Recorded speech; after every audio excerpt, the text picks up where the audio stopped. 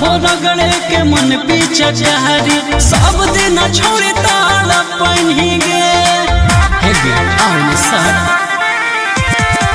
होली में मिलेला बोलही गे लाभ वाला नशा चढ़ही गे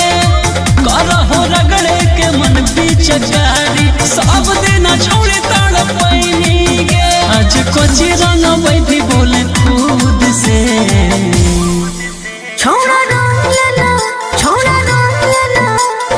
रंग लेना हमर पुराना पलंगिया पकूद कूद के भर होले कोले हमारे से जा पलंगिया पकूद कूद के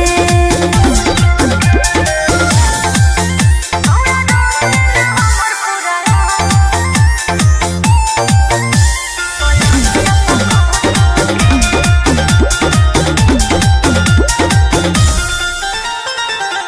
हम जवान ही तू जवान गे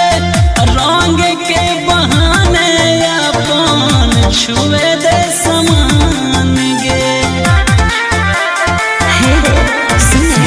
ऊपर नीचे आगे चाहे पीछे कर देला भरवा लाले लाल रे भूले नहीं हे तोरे माँ जेने हमको मन में डाल रे सबसे पहले उहे छुबो जे हो सूद गे छोड़ा रंग लेना हमर पुराना पलंगिया पकूद कूद के भर होली कोले हमारे से जा पलंगिया पकूद कूद के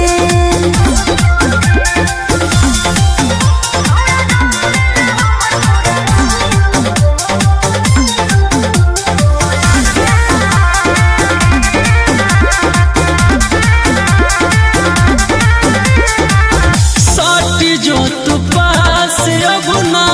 हो तो बरदास गे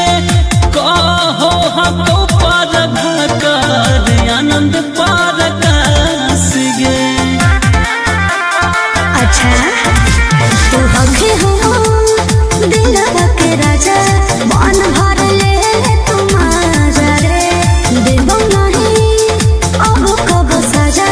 होलिए में फल खाले ताजा रे पिचकारी धके आँख लेना मोहन गे छोड़ा